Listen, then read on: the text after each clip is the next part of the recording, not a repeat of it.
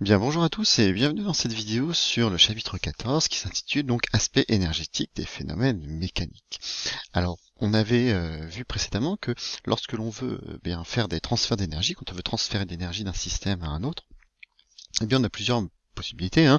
Soit on va faire donc des échanges thermiques, hein, donc ce qu'on appelle la chaleur, soit on va faire des échanges avec de l'électricité, donc ça va être des échanges électriques, soit aussi avec un rayonnement, avec la lumière. Mais par contre, on peut aussi transférer de l'énergie grâce aux forces, donc grâce aux actions mécaniques. Hein, on comprend bien que si en fait vous appliquez une force à un objet, hein, ben voilà, si une voiture vous essayez de la pousser, vous appliquez une force, et bien cette voiture va se mettre en mouvement. Ça va dire que si elle va se mettre en mouvement, c'est-à-dire qu'elle va avoir une vitesse, et donc par voie de conséquence, elle va acquérir de l'énergie qu'on va appeler cinétique, hein, c'est-à-dire de l'énergie du mouvement. Donc si elle acquiert de l'énergie, ça veut dire que justement il y a eu un transfert. Et bien tous ces transferts d'énergie qui sont liés aux forces que l'on va appliquer au système, et bien ces transferts s'appellent le travail. Alors le travail, c'est une notion qui est fondamentale en physique. Quand une force va être appliquée à un système, et bien elle va lui transférer de l'énergie sous la forme de ce qu'on appelle un travail. Alors cette partie-là, c'est probablement, à mon avis, le chapitre le plus difficile de la première spécialité.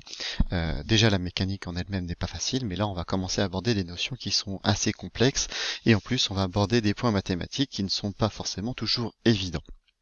Donc pour comprendre un petit peu cette histoire de travail, je vous ai proposé une situation. Alors ici ma situation, elle est là. Alors, on vous dit donc au début du 19e siècle, le cheval était la référence de puissance des attelages. Le premier tramway a été inventé en 1832 par un New-Yorkais. Il s'agissait d'un tramway à cheval. Donc ici, vous voyez ici, j'ai un tramway et puis finalement il était tiré par un cheval. La question est, comment un cheval attelé à un tramway doit-il se déplacer pour faire avancer le tramway avec un maximum d'efficacité?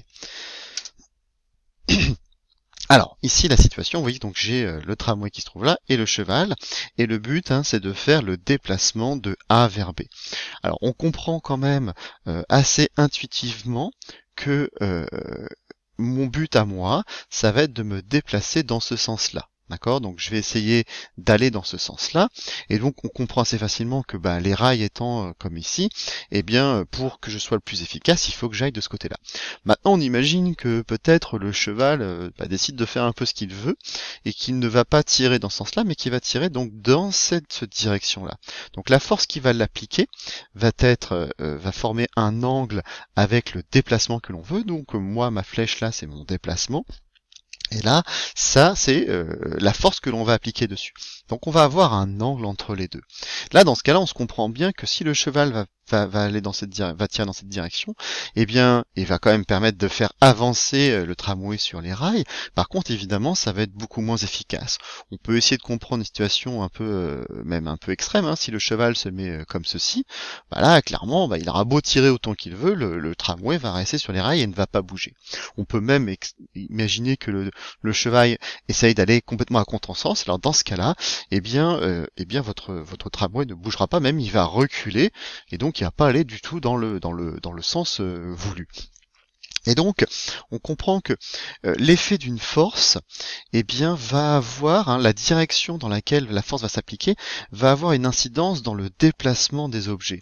Et donc, pour mesurer un peu cette efficacité qui existe, eh bien, de transfert énergétique qui existe quand on applique une force lors d'un déplacement, eh bien, on va appliquer la notion de travail. Alors, je ne sais pas si vous remarquez bien, mais en fait ici, j'ai tracé des flèches, hein, donc ce sont des vecteurs, et ces flèches ici, je veux mesurer eh bien, le rapport qu'il existe avec l'angle entre le déplacement et la force que je vais appliquer.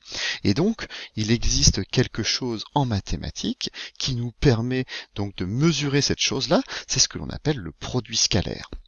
Alors, vous voyez ici par exemple, j'ai mon déplacement AB, donc moi je vais aller de A vers B, et ici je vais appliquer une force qui va être dans ce sens.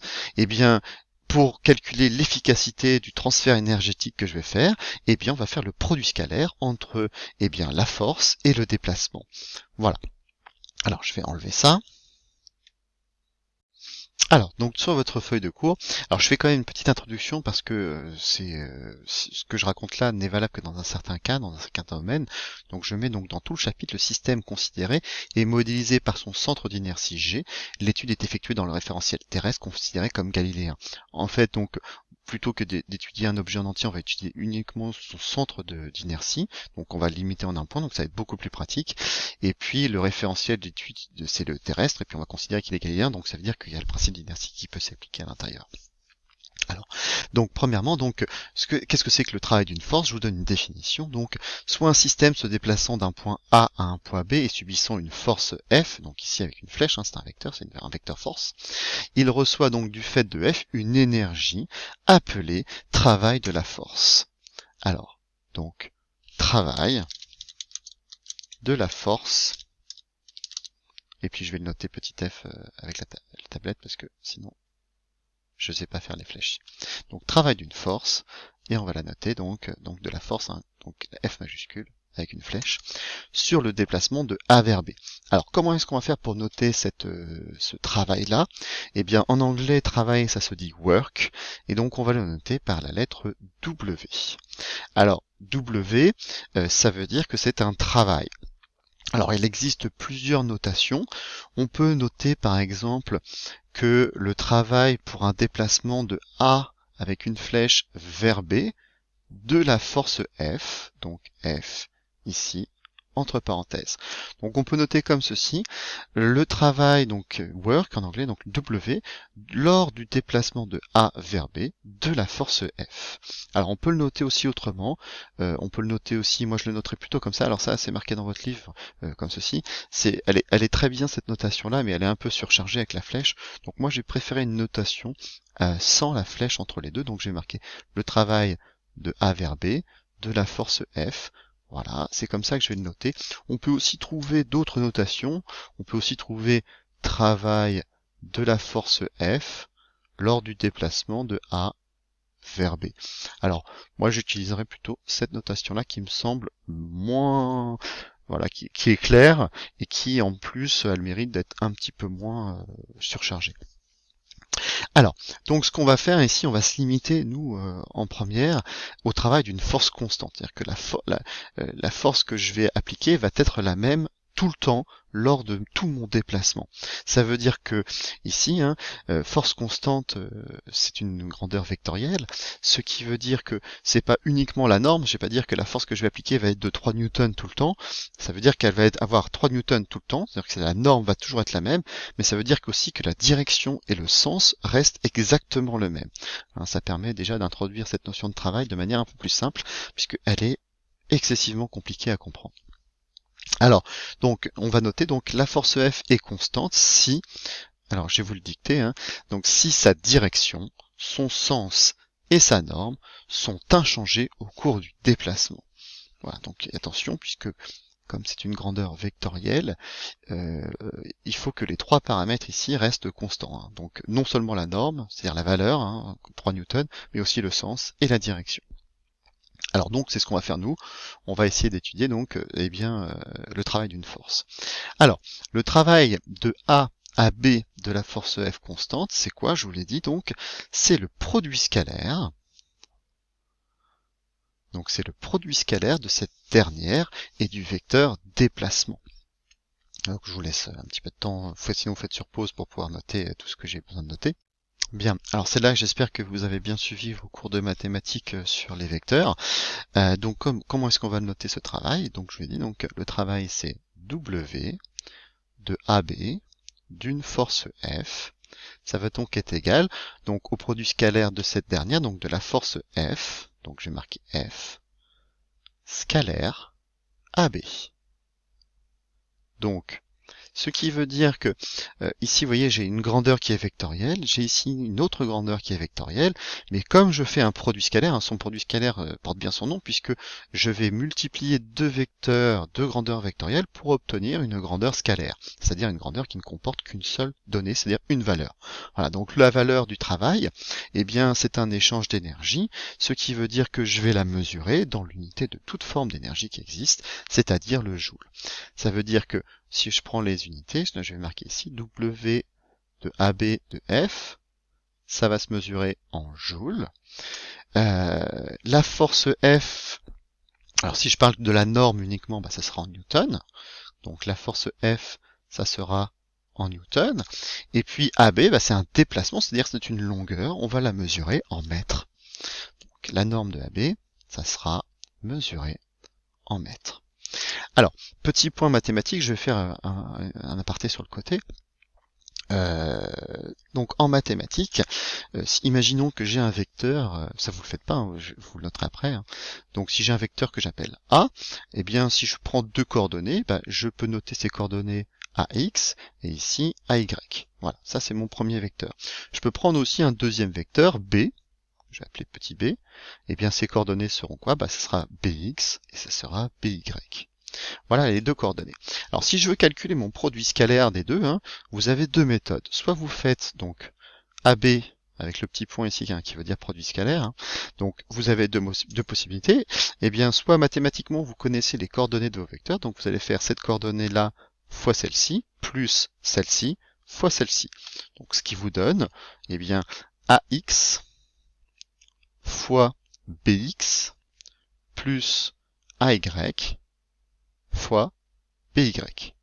Donc ça vous permet d'envoyer ici globalement, je vois bien que là, si je fais un calcul avec des chiffres, j'aurai un chiffre, donc ça veut dire que j'ai une grandeur scalaire qui va obtenir, donc, et pas un vecteur. Alors, je fais le produit ici des coordonnées que l'on peut avoir. Mais j'ai aussi une autre méthode, et c'est là que j'espère que vous vous souvenez en mathématiques, comment est-ce qu'on fait pour calculer le produit scalaire. Eh bien le produit scalaire, on peut montrer en mathématiques que c'est la norme de A fois la norme de B fois le cosinus de l'angle entre le vecteur A et le vecteur B. D'accord? Donc ça, c'est deux moyens de calculer le produit scalaire. Alors en physique, avoir les coordonnées des vecteurs force et déplacement, bon déplacement ça va, mais des fois les coordonnées des vecteurs, c'est assez compliqué à avoir. Ça peut arriver dans certains cas, on va plutôt préférer le calcul grâce au cosinus, parce qu'en fait les normes des forces, c'est l'intensité, on la connaît, les déplacements, on peut connaître les longueurs assez facilement, et après on a juste à mesurer les angles entre la force et le déplacement. Donc c'est plus facile à connaître. Donc nous on va plutôt utiliser cette formule là pour calculer le produit scalaire de deux vecteurs. Celle-ci c'est possible mais c'est un peu plus rare. Alors donc si je reviens à la partie cours, donc je vous ai mis le produit sur la feuille ici, un petit rappel, comment est-ce qu'on fait pour le calculer, donc c'est AB. Là moi j'ai marqué norme ici, mais en physique on n'est pas obligé de marquer la notation avec les deux barres sur les côtés, on peut juste noter ça sans la flèche, et puis cosinus de θ, c'est l'angle entre les deux. Donc, je peux marquer donc que c'est AB, donc petit f, norme de petit f, fois norme de A, fois norme de AB, fois le cosinus entre les angles, donc je vais l'appeler θ par exemple, ou alpha, j'ai marqué alpha en dessous, excusez-moi. Bon, c'est la valeur de l'angle, donc peu importe comment je l'appelle, mais c'est l'angle en tout cas entre F et AB. Alors, donc je mets alpha étant l'angle formé entre F, la force, et AB, l'autre vecteur. Alors, on l'exprime en quoi? Donc, soit en degrés, l'unité en degrés, soit aussi en radians. C'est là que j'espère que vous avez aussi bien écouté votre cours de mathématiques sur la trigonométrie. Donc voilà, donc soit c'est en degrés, soit c'est en radians, on peut en faire les deux, le cosinus de toute façon après ce sera une valeur, on s'en moque. Ce qu'il faut faire juste attention, c'est sur la calculatrice. Si on donne des angles en degrés, votre calculatrice doit être réglée en degrés. Si c'est en radians, il faudra utiliser la calculatrice en radians. Alors, comment est-ce qu'on fait pour la calculer? Voilà, je vous propose trois situations. Donc nous ce qu'on veut c'est donc un objet va se déplacer de A vers B. Voilà, donc ici on va dire que c'est le point A, et ici c'est le point B. Donc nous, un objet va se déplacer de A vers B, et puis on va lui appliquer une force. Alors on va lui appliquer pas une force directement sur le déplacement AB, on va lui appliquer une force ici avec un angle alpha entre entre AB et F. Alors ça veut dire que, vous voyez, j'ai trois situations. J'ai ici un angle aigu, j'ai ici un angle droit et j'ai ici un angle obtus. Alors, ce qui veut dire que là, je vais prendre le cas où j'ai alpha qui est compris entre deux valeurs, qui est compris entre 0 et 90 degrés. Voilà. Pour ceux qui sont familiarisés avec le cercle trigonométrique, c'est compris entre 0 et pi sur 2. Hein. Alors le cercle trigonométrique, je peux vous en faire un. On va faire ça forme. Donc un cercle trigo, on va s'en faire un pour bien comprendre. Donc j'ai fait un cercle trigonométrique ici. Tu veux pas faire un cercle, toi? Voilà, j'ai fait mon cercle, il est beau. Voilà. Euh, voilà. Donc j'ai un cercle ici. Je peux tracer mes deux axes pour mon cercle trigonométrique. Donc il est ici, je vais en faire un là. Je vais en faire un autre perpendiculaire. Ici. Voilà. Hop, hop, hop, hop, hop. C'est pas facile à faire. Donc voilà. Donc si j'ai un cercle trigonométrique ici, hein, je vais faire un angle, peu importe. Ouais, je vais le faire à la main. Donc ici j'ai mon cercle trigonométrique. Hein, donc ici j'ai un angle de 0, ici j'ai un angle de pi sur 2, et ici j'ai un angle de pi, etc. Alors si je prends un angle, si je veux tracer cet angle-là, je vous rappelle, hein, par exemple, si je prends mon angle ici alpha, je vous rappelle que, en fait, comment on lit le cosinus? Le cosinus, hein, on le lit de là jusque là. Hein, donc de là jusque là, ça va être votre cos alpha. Et si, je vais prendre changer de couleur, si vous voulez mesurer le sinus, le sinus, hein, ça se lit. Enfin, je fais des petits pointillés, c'est pas très très joli, mais c'est pas toujours facile. Donc ici, de là jusque là, hein, c'est votre sinus alpha. Donc, ça veut dire que globalement, si je prends dans cette partie-là, si je prends alpha qui est compris entre 0 et 90 degrés, donc entre 0 et pi sur 2, si je calcule en radians, eh bien votre cosinus alpha, il sera dans cette partie-là. Ce qui veut dire que, regardez bien, votre cos alpha, il sera compris forcément entre 0 et 1. D'accord? Je rappelle aussi, hein, peut-être que pour certains ne se souviennent plus. Donc ici, c'est 0. Ici, c'est la valeur 1. Donc votre cos alpha sera compris entre 0 et 1. Donc je marque ici, cos alpha, donc sera compris entre 0 et 1. Forcément. Alors, ce qui veut dire que si je fais le produit scalaire que j'ai marqué au-dessus, hein, A, alors F c'est une norme, donc c'est positif, AB c'est toujours une norme, donc c'est forcément positif, et votre cos alpha, il sera forcément positif. Ça veut dire que votre travail ici sera positif. Si j'applique une force, vous voyez, donc qui va être à peu près dans le sens du déplacement, et bien évidemment, hein, si vous voulez qu'un objet si un objet se déplace de A vers B et que vous allez appliquer une force qui va dans le même sens, on comprend assez intuitivement que, eh bien, vous allez augmenter sa vitesse et donc vous allez augmenter son énergie cinétique. Donc, dans ce cas-là, on va dire que le travail, dans ce cas-là, il est moteur. Moteur, ça veut dire justement que ça permet d'aller dans le sens du mouvement. Donc le travail ici est moteur. Bien. Je vais prendre le cas opposé, je ferai le cas du milieu juste après. Donc dans ce cas, je prends ici AB, donc je me déplace de A vers B toujours dans ce sens-là. Par contre, la flèche de force, donc je la mets dans l'autre sens. Là, vous avez un angle alpha qui va être compris, qui va être plus grand. D'accord? Alors, l'angle alpha, il va être, si je le fais par exemple, je vais pas faire en orange parce que sinon on va rien voir, je vais le faire en vert. Donc ici par exemple, si je prends un angle plus grand, mon angle alpha ici, il est là.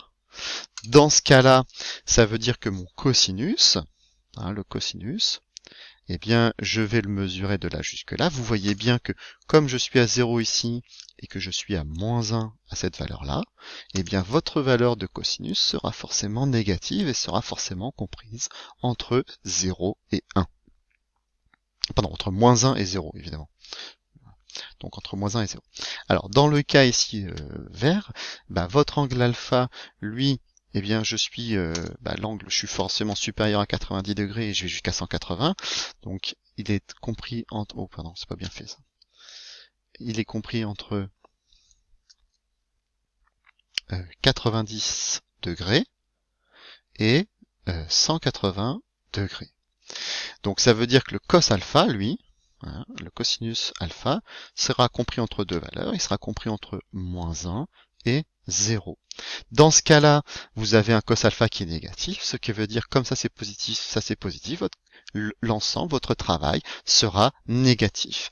Donc vous aurez un travail qui sera inférieur à 0.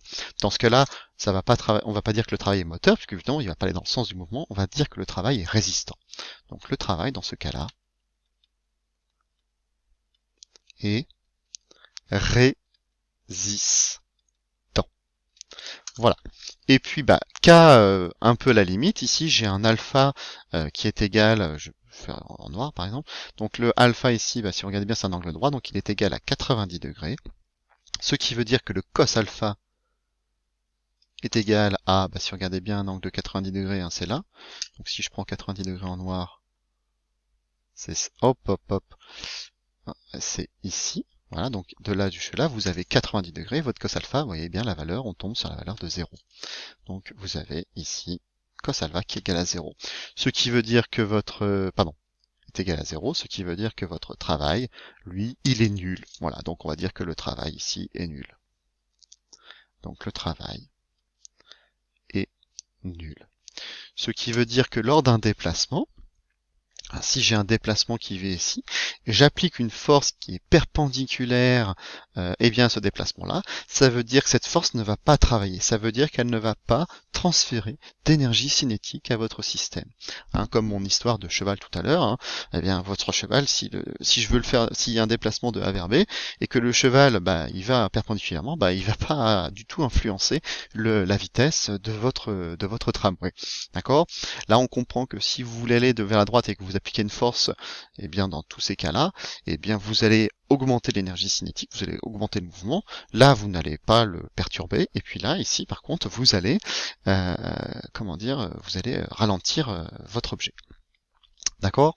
Voilà. Donc cette notion de travail, faut faire attention puisque en fait vous pouvez avoir une valeur qui est positive, négative ou nulle. C'est ce que l'on appelle, donc on avait déjà vu ça, c'est une grandeur qu'on appelle algébrique. Donc le travail c'est une grandeur algébrique.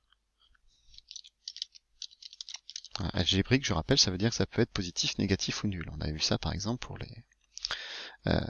quand on avait fait l'optique avec la relation de conjugaison. Donc il peut être positif, négatif ou nul.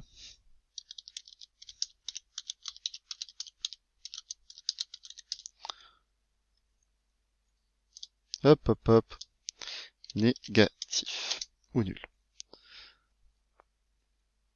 Et voilà. Alors maintenant, donc, on va essayer de calculer le travail de différents types de forces. On va prendre une des forces les plus connues qui existent. Dès qu'on est sur la planète Terre, votre objet il est soumis à son poids. Donc on va essayer de calculer le travail du poids. Alors on va faire par deux méthodes. Alors, donc c'est le petit 3, donc c'est calcul du travail qu'on appelle force conservative, et on fait le calcul du travail du poids. Alors il faut savoir que vous avez globalement deux types de forces qui existent, ce qu'on appelle les forces conservatives et puis celles qui sont non conservatives.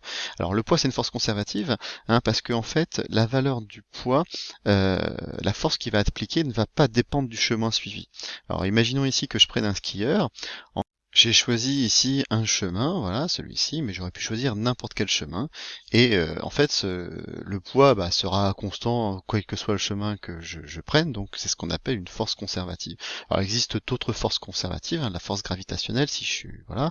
Il y a aussi la force électrostatique, ça ce sont des forces conservatives. En ce qui concerne des forces non conservatives, on a par exemple les forces de frottement. Une force de frottement, elle va dépendre forcément du chemin suivi que vous allez faire.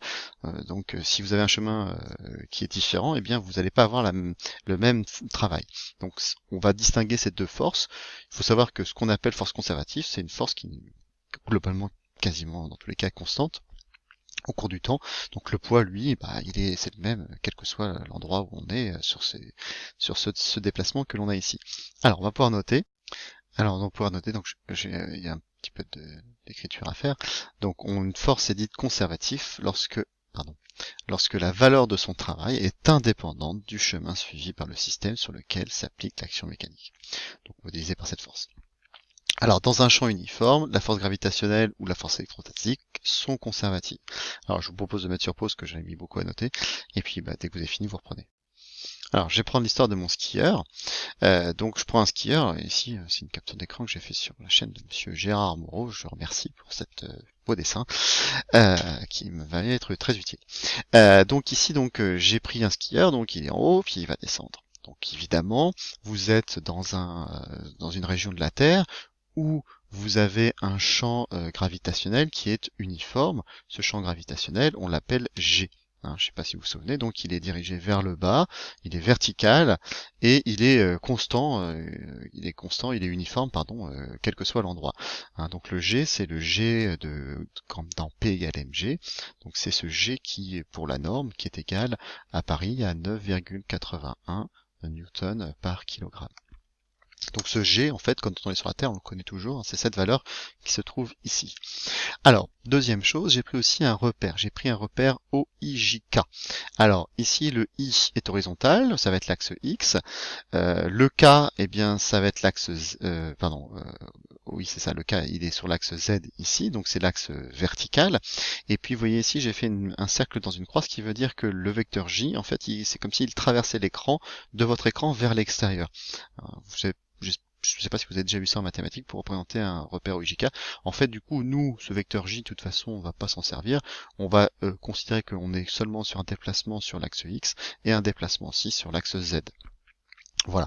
Donc, ce qui veut dire que, eh bien, si je prends la première définition de mon travail, le travail du poids. Alors, comment est-ce que je vais le noter? Je vais marquer donc travail du poids. Donc, je travaille de A vers B, hein, mon point A, je suis ici en point A, et je vais au point B qui se trouve ici. De quoi? De quelle force? Bah ici c'est le poids, donc je mets pas F, hein, je mets le travail de P, puisque on va calculer le travail du poids. Donc ma définition, elle est, donc c'est la force, c'est P fois AB. Voilà, mon vecteur AB. Alors le P, je peux le transformer, hein, P c'est égal à mg, donc c'est M fois G, hein, je devrais pas, attendez, j'ai fait une petite erreur, je ne devrais pas mettre un petit croix, je devrais mettre un petit point. Voilà, mathématiquement, sinon on va me crier dessus. Donc G, scalaire quoi? Bah scalaire toujours AB. Alors j'ai dit, soit j'ai deux possibilités, soit je connais les coordonnées. Donc les coordonnées c'est quoi? Alors le M je peux l'enlever, donc j'ai le vecteur G. Donc le vecteur G il a des coordonnées, on va considérer que en fait on est sur juste l'axe, bon on va donner les trois coordonnées, sur l'axe X. Alors regardez bien, le G qui est ici, hein, je peux le déplacer, hein, je peux le mettre ici à ce point-là. Il est ici mon G. Et si on regarde bien sur l'axe X, bah, les coordonnées de G, bah, j'arrive au point 0. Donc c'est 0.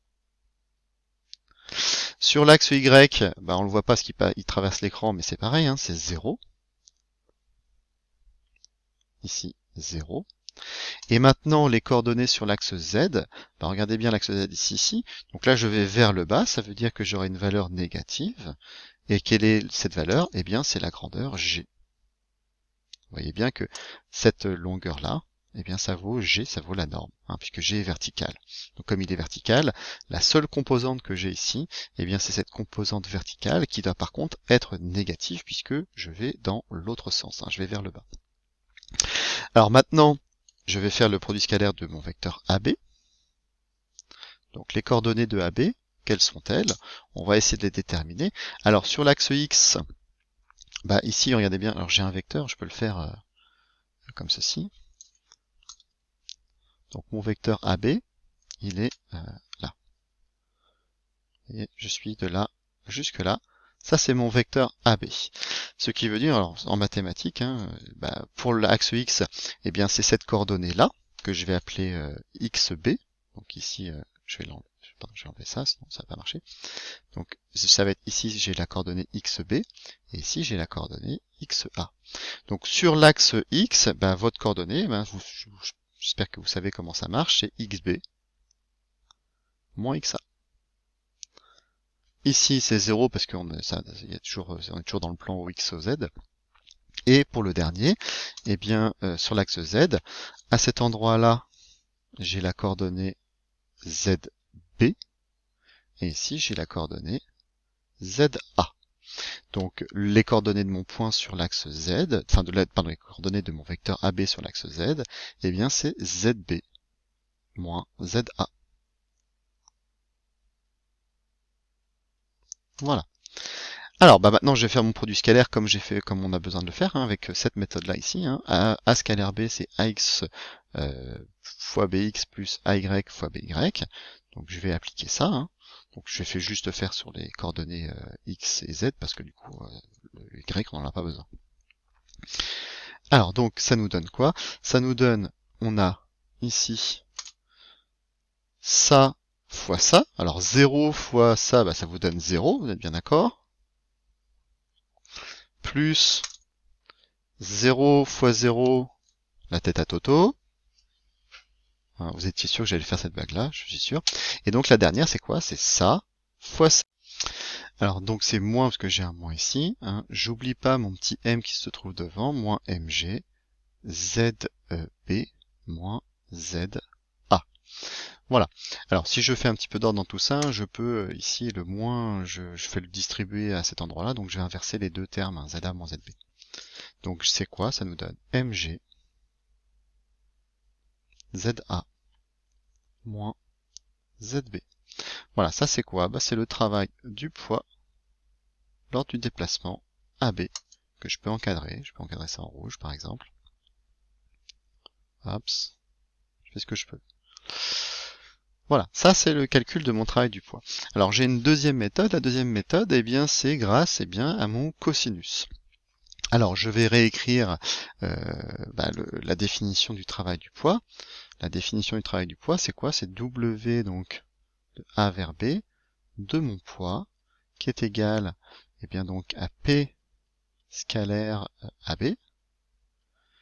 Hein, c'est toujours égal P, bah, c'est mg, donc c'est mg scalaire AB. Et puis donc maintenant j'utilise la définition du cosinus. Hein, donc c'est mg, donc norme de g, hein, cette fois-ci j'enlève les flèches.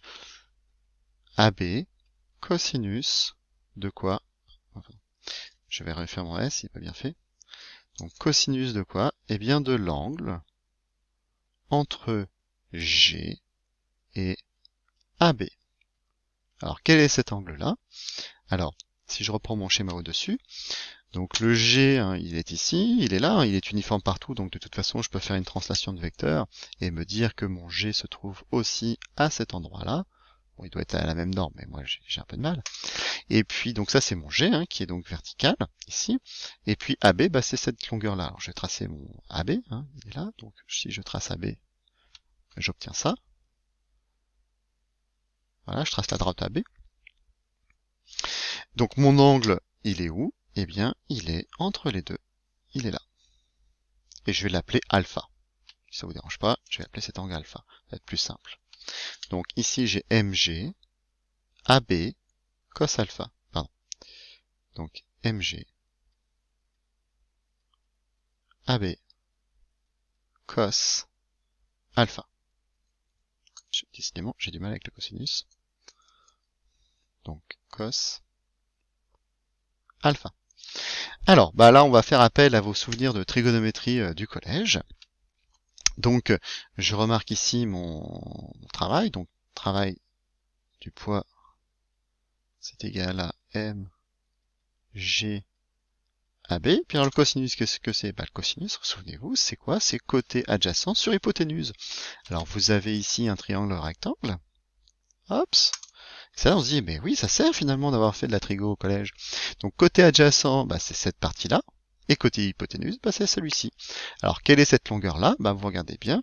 Si je connais ZA et je connais ZB, eh bien, c'est cette longueur-là, moins cette petite-là. Donc, ça vous donne ZA moins ZB. Pardon.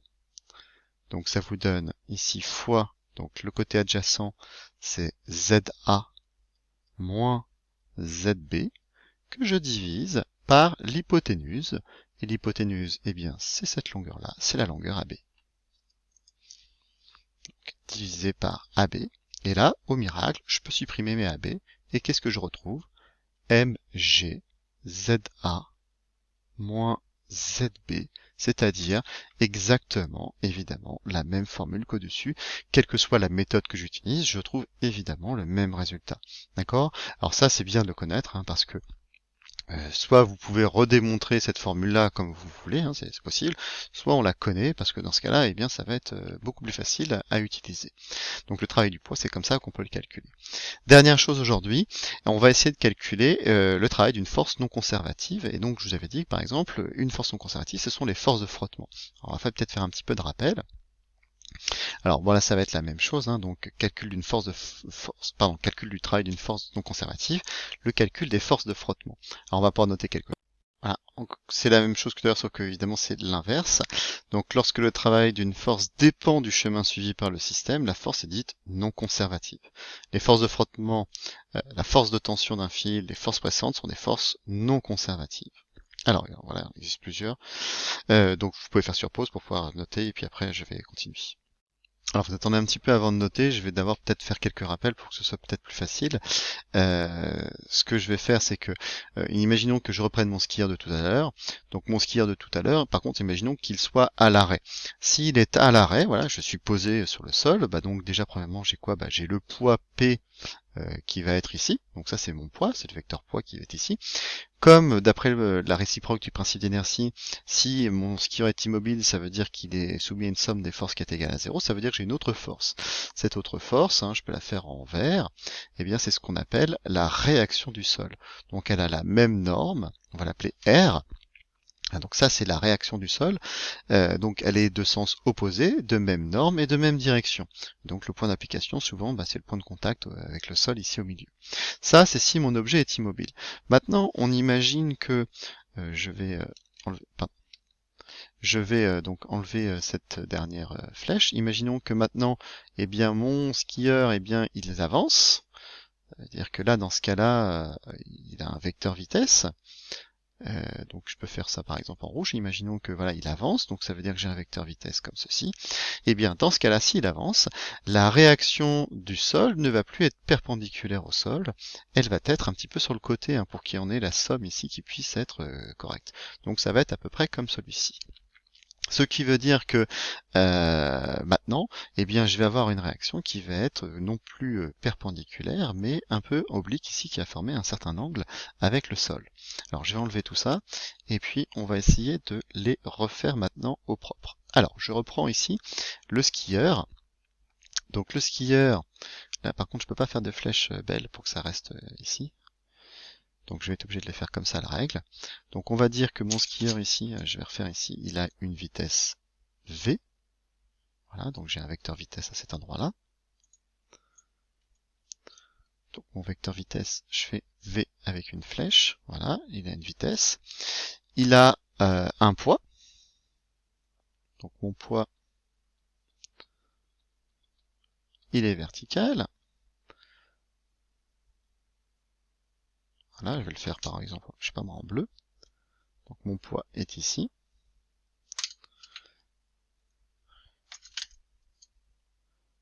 Voilà, j'essaie de faire une flèche belle, mais c'est pas facile. Donc ça c'est mon poids P. Et puis donc j'ai la réaction du sol que je vais faire en vert comme tout à l'heure. Donc la réaction, je vais la faire avec un certain angle. Ici. Que je vais faire en vert.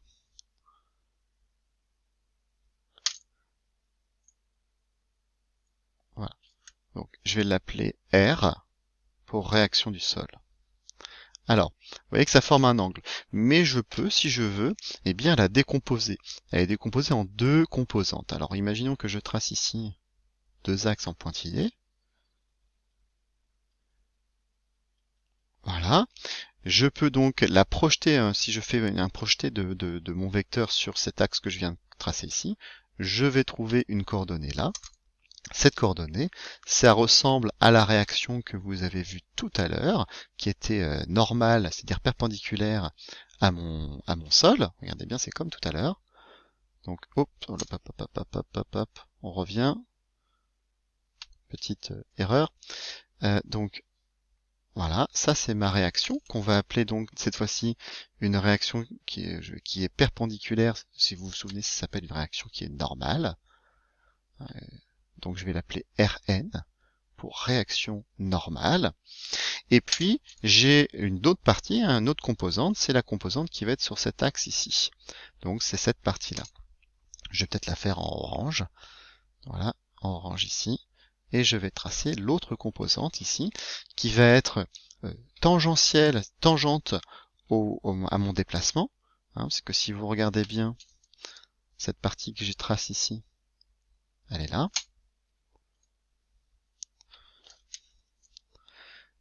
J'avais dit que c'était la partie la plus difficile. Donc ici, c'est la réaction qu'on va appeler tangentielle, puisque regardez bien, votre mouvement ici va vers la droite horizontale, et cette force-là, elle est aussi horizontale, donc ça veut dire qu'elle est tangente au mouvement. Et bien ça, c'est ce qu'on appelle la force de frottement. Donc, votre force de frottement, c'est la force petit f. Donc si je résume, les vecteurs qui s'appliquent ici à votre système, donc j'ai le poids, donc ici j'ai un vecteur vitesse, j'ai une réaction qui peut être décomposée soit en Rn plus Rt, vous voyez j'ai Rt plus Rn qui est égal à R, donc soit je mets R, soit je mets Rt et Rn, je mets pas les deux, c'est soit l'un soit l'autre. Donc ici, ce qu'on peut faire, c'est peut-être, si vous voulez, effacer cette partie-là. Et donc maintenant, je sais ce que c'est que les forces de frottement. Alors les forces de frottement, vous l'avez peut-être pas vu forcément en seconde. Donc les forces de frottement, ce sont des forces qui sont toujours tangentes au mouvement, au vecteur vitesse, et qui sont toujours de signe opposé. C'est-à-dire qu'ici, si mon skieur se déplace par là, la force de frottement sera de ce côté-là. Donc j'ai le poids, la force, la réaction normale, et puis la force de frottement qui va être de ce côté-là. Et donc maintenant, je vais essayer de calculer le travail des forces de frottement. Donc comment est-ce que l'on fait? Eh bien, je note ma définition du travail.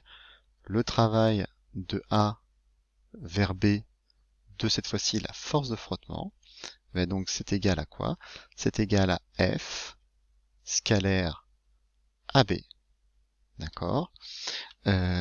Ici, F, je vais utiliser la formule du cosinus. Donc c'est F AB fois cosinus. Oh, mais je peux pas, j'arrive vraiment, je suis trop. Il faut que je m'entraîne à écrire cosinus quand même, c'est pas possible. Cosinus alpha. Donc alpha, c'est quoi? C'est l'angle entre AB et F. Alors moi, mon AB, donc mon déplacement, il est comme ceci. Imaginons que mon A soit à cet endroit-là et que mon B soit ici. Donc AB, c'est par ici. F, c'est dans l'autre sens. Si vous regardez bien, l'angle entre les deux, c'est un angle plat. Donc c'est mon angle ici. C'est cet angle-là. Tchac. Ça, c'est mon angle alpha. Et cet angle alpha ici, c'est 180 degrés. Cosinus de 180 degrés, si vous vous rappelez de ce que c'est que le cercle trigonométrique. Donc 180 degrés, c'est ça. La valeur du cosinus, c'est moins 1. Donc ça vous fait, c'est égal à quoi? C'est égal à moins 1, donc je vais mettre juste moins F AB. Voilà.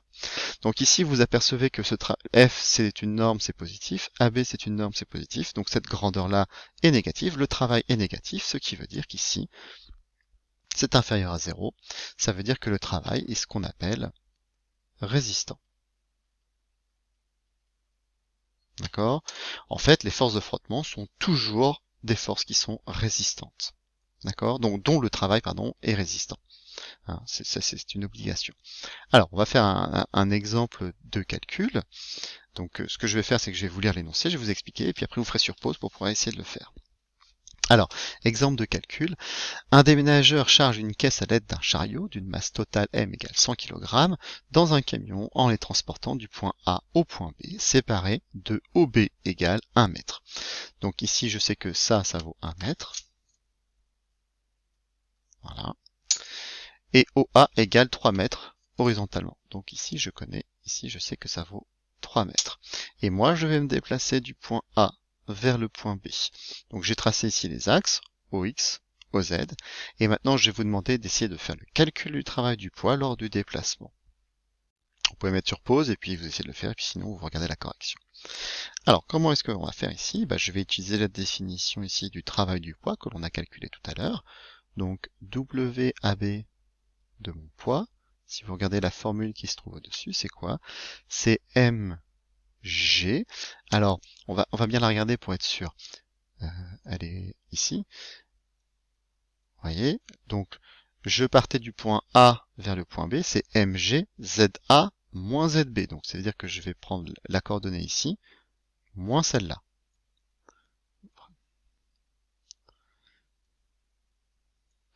Donc, ça veut dire que c'est cette coordonnée-là. Mon déplacement, bon, ici, c'est AB, hein, donc ça va être ce point-là, moins celui-ci. Donc, je vais mettre MG ZA moins ZB. D'accord? Alors, ZA moins ZB, c'est quoi? C'est cette distance-là. Hein, donc ça veut dire qu'ici, ZA moins ZB, ça fait 1 mètre. M, je l'ai. Et puis G, c'est toujours 9,80. Donc on va faire le calcul. Ça vous donne M, c'est-à-dire 100 kg. Est-ce que je suis dans le système international? Oui. G, c'est 9,81 fois ZA moins ZB, c'est-à-dire,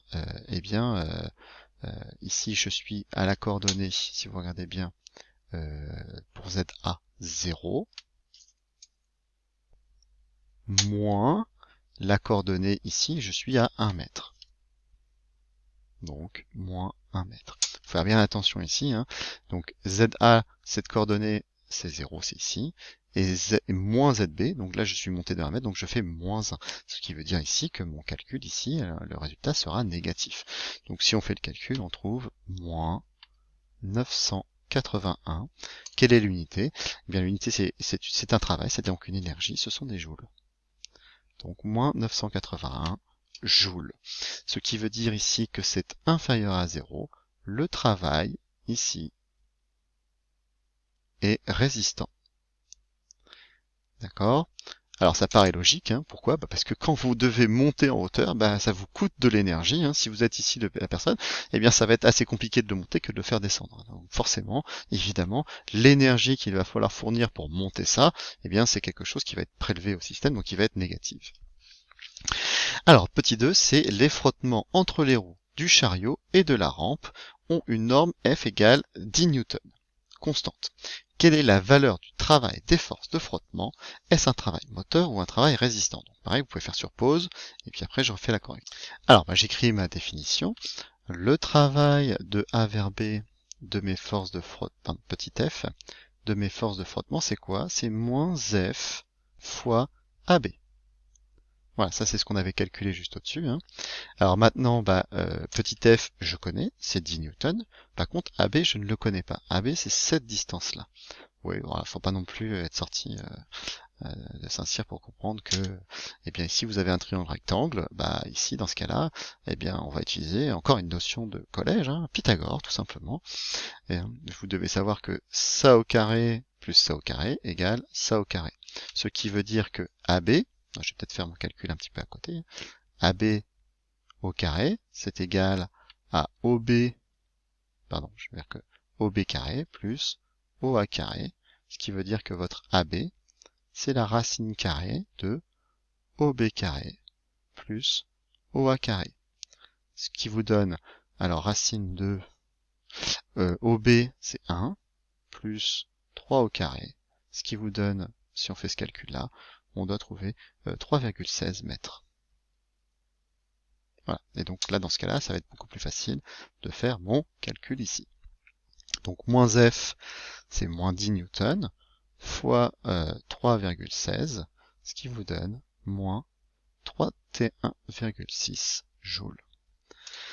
Voilà, donc ici le travail de mes forces de frottement, hein, si j'arrondis peut-être à deux chiffres, peu importe, ça vous donne 32, c'est pas très grave si on ne dit pas. Donc ici 32 joules, moins 32 joules ici, hein, c'est encore une fois inférieur à 0, ça veut dire que c'est un travail résistant.